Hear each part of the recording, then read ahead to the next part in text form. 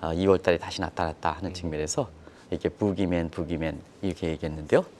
홍익호 이렇게 한국 사회에 지금 여러 가지를 흐트러뜨리는 부기맨이 누굴까? 답은 좀 얘기하지 마시기 바랍니다. 시청자분한테 지금 한국 사회를 흐트러뜨리는 이런 사람의 부기맨이 월시전에서도 이렇게 나왔기 때문에 한번 좀 시청자분도 생각해 보시기 바랍니다.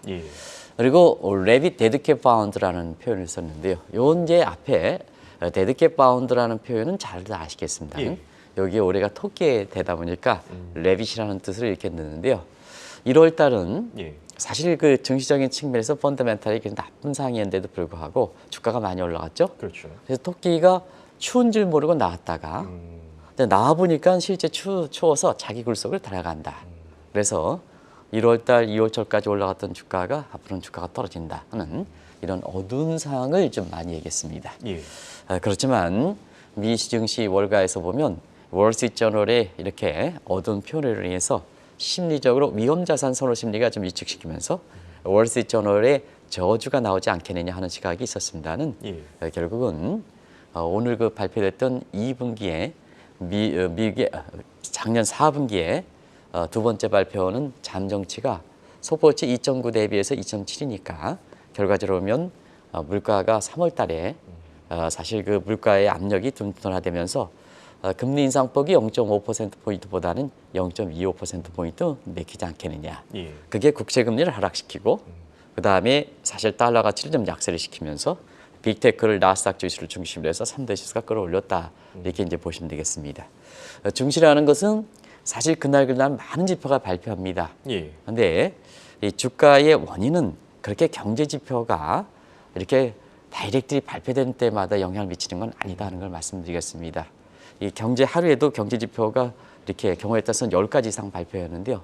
그거를 딱딱 들여다보면 서로 엇갈린 지표 속에 사실 증시에 미치는 영향이 없는데도 불구하고 경제 지표를 갖다 들이대는 과정에서 실제 움직임을 왜곡한다 하는 것은 꼭 좀 말씀드리겠습니다. 오늘은 월스트리트저널의 이 용어들 때문에 어떻게 요거에 대해서 어떻게 나오느냐 하는 측면이 이렇게 오늘 증시에 관심이 됐다는 것을 좀 말씀을 드리고요. 지금 상태에서 이렇게 보면은 4분기 성장률 2.7% 정도로 이렇게 본다고 보면 성장률이 속보치 대비해서 잠정치가 이렇게 떨어지면 미국은 페드 입장에서는 사실 매파적인 속성을 가져갈 수는 없습니다. 그렇기 때문에 시카고 페드 워치라든가 이런 데에서는 3월 달에 금리 인상폭 0.5%가 상당히 확률이 낮아지면서 전반적으로 증시 외환 시장 그다음에 채권 시장에 영향을 미쳤다 이렇게 보게 됐습니다. 자, 그렇다면 본격적인 주제로 한번 넘어가 보겠습니다. 국내에서는 아직 많이 알려지진 않은 것 같은데요. 오늘 뒤에서도 보다시피 지금 인도에서 G20 재무장관과 또 중앙은행 총재회의가 열리고 있지 않습니까? 네, 사실 국내 언론에서 이걸 많이 다루지 않고 있는데요. 세계 외신들은 상당히 많이 다루고 있습니다. 어제 추경호 부총리, 그다음에 이창용 그 총재께서 금통위를 마치고 가는 상황에서 국내 언론에 G20 인도의 회담이 열린다 하는 것은 좀 알려졌습니다는 사실 이번에 그 G20는 여러 가지로 의미가 있습니다. 일단은 오랜만에 G20이니까 다들 아시겠습니다. 간단히 좀 정리할게요. 세계 경제 현안을 다루는 국제협의체다. 그래서 여기에 공동선언문의 내용이 구속력과 이행력은 없다는 걸 말씀드리겠습니다. 협의체 성격이 기구는 이행력, 회원국들의 이행력, 구속력이 있는 거고 협의체는 이행력, 구속력이 없는 거다 하는 걸 말씀드리겠습니다. 이건 이제 1990년대 후반에 아시아 국가를 중심으로 해서 러시아의 모라토리엄 사건까지 이렇게 있으면서 중국이 부상이 됐거든요. 그래서 경제가 다극화되다 보니까 국제협의체인 서방선진 7개국 내지는 서방선진 5개국 G7, G5까지는 안 되지 않느냐. 그래서 세계경제 현안을 다룰 때 중국의 부상, 그다음에 세계경제의 어떤 문제, 위기가 전부 신흥국에서 발생하기 때문에 이걸 좀 활동력을 프레어로 좀 들여야지 이 현안을 좀 제대로 해결할 수 있지 않냐는 측면에서 협의체의 성격을 좀 넓혔습니다. 이게 G20이다 이렇게 보시면 되겠습니다. 올해도 이제 사실 그 세계 경제라는 것 국제금융시장의 현안은 좀 많죠. 일단 러시아 전쟁 발발해서 러시아 제재를 어떻게 할 것이냐. 그리고 러시아 전쟁보다 인사사고가 많은 기후환경 변화에 대해서 어떻게 할 것이냐 하는 측면. 그리고 미중 간의 첨단 기술에서 논란이 되는 상태에서 이것이 지정학적 위험과 결부돼서 우리가 기정학적 위험이라는 표현을 썼는데요. 예. 테크노 지오그래피컬 리스크라는 이런 것이 불거지는 상태에서 이것이 세계 경제에 해치지 않느냐, 이런 걸 어떻게 조정하느냐 하는 이런 것을 다루고 있습니다는 두 가지 사항.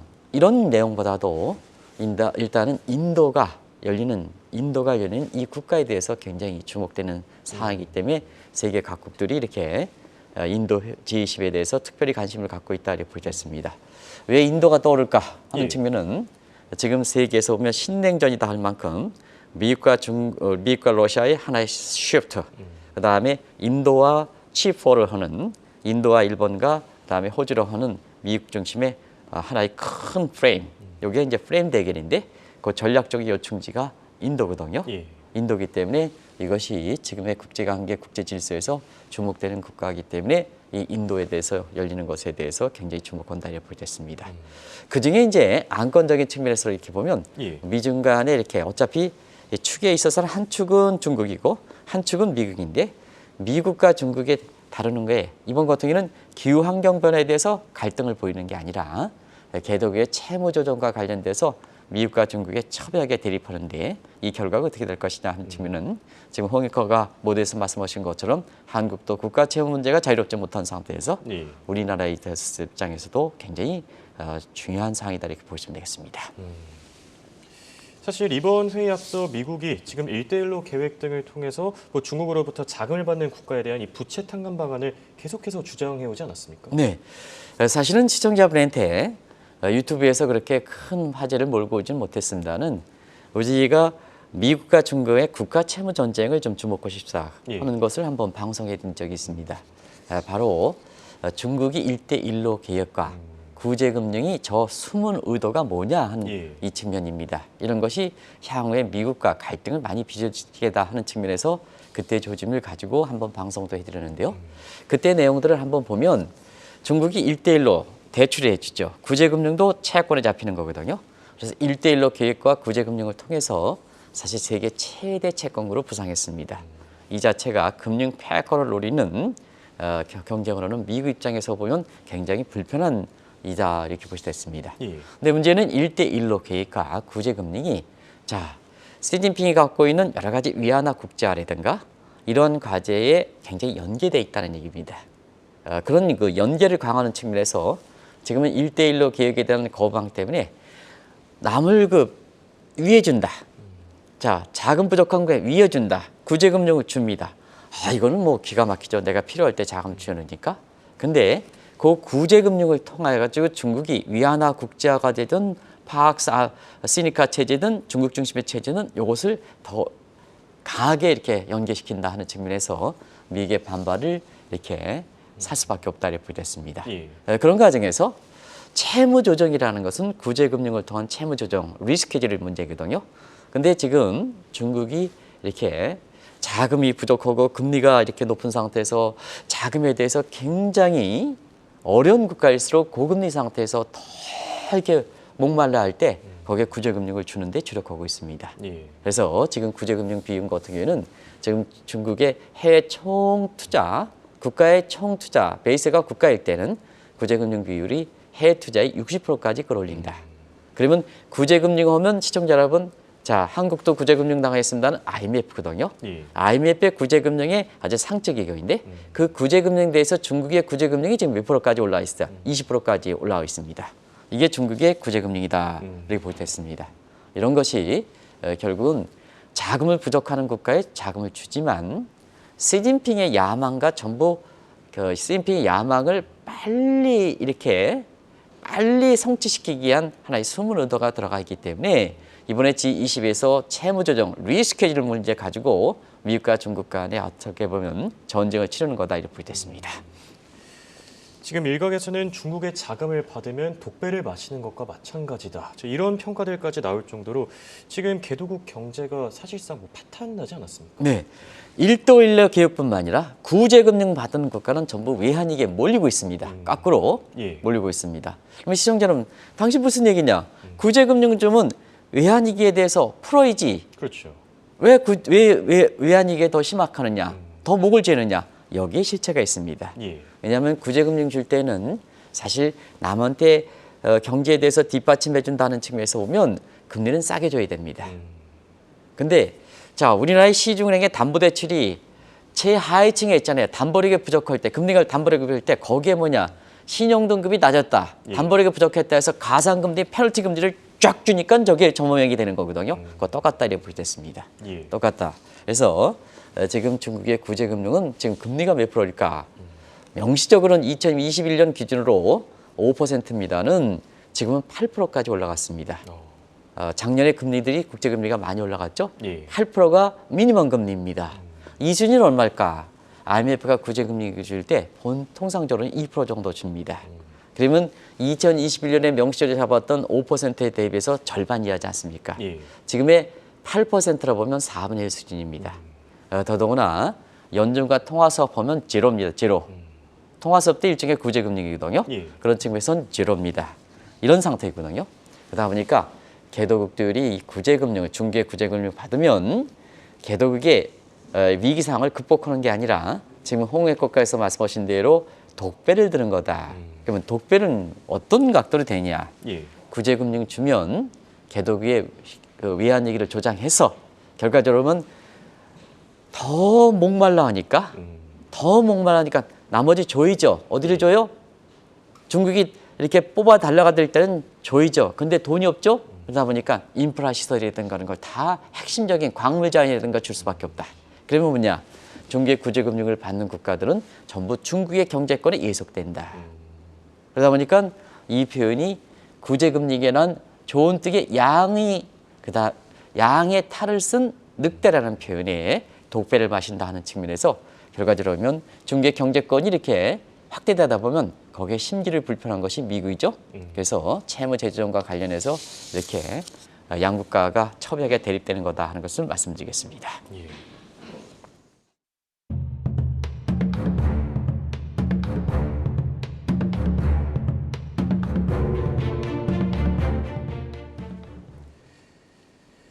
지금 중국으로부터 자금을 받은 국가들이 지금 줄줄이 디폴트되고 있는 상황인데요. 사실 이렇게 개도국의 채무 재조정 문제, 일찍이부터 문제가 되오지 않았습니까? 문제가 됐죠. 사실 이 문제는 여러 차례 걸쳐서 예. 그때마다 한번 말씀드리는데요. 종합적으로 원래 이 중국의 1대1로든 구제금융 받는 그런 쌍무간의 문제입니다. 예. 국가 베이스거든요. 그런 측면에서 보면 국제사회에서는 쌍무간의 문제는 자체적으로 해결하는 것이 최선책입니다. 근데 이것이 이제 자체적으로 해석되지 않을 때는 빚 조정해서 둘이 조정되지 않는다. 그러면 이혼을 하는데 둘이 조정하지 않는다 하면 가정법원을 가지 않습니까? 예. 가정법원이 있어야 되거든요. 그래서 제3자, 이게 이제 이혼의 이렇게 잠정 기간 뭐 해가지고 이것을 이혼의 엑셀레이터 기간이라 하는데요. 요거 디폴트도 엑셀레이터 기간에 3자가 개입되게 돼 있습니다. 가정법원이 개입되는 것과 마찬가지로. 예. 그러면 아마 이해가 좋지 않겠냐 생각합니다. 그래서 국가 베이스, 지금 개도국가, 중국 간의 국가 베이스의 공적 채무는 파리클럽에 가는 거고, 그다음에 민간 채무, 뭐 기업 간의 예. 홍앵커랑 나랑 문제 민간 베이스는 런던 클럽에 가서 이게 조정한다 이렇게 됐습니다. 예. 문제는 왜 이렇게 자체적으로 파리클럽에서 이렇게 해결하느냐, 해결하지 못하느냐 하면 파리클럽이 이렇게 유명무실화되고 있습니다. 지금 상태에서 아시겠습니다는 지금의 국제기범들이 핵협정 정도 러시아가 안 하겠다는 거 아니겠습니까? 예. 국제적인 협의 관계라든가 이런 클럽이 유명무실화되는 거다. 지금 WTO의 이런 기능도 무시화된다. ILO의 감축법에서 우리의 산자부 장관이 거기에 분쟁 처리, WTO DSB의 분쟁 처리가 되는데도 누가 WTO에 그게 이렇게 누가 믿느냐는 얘기입니다. 예.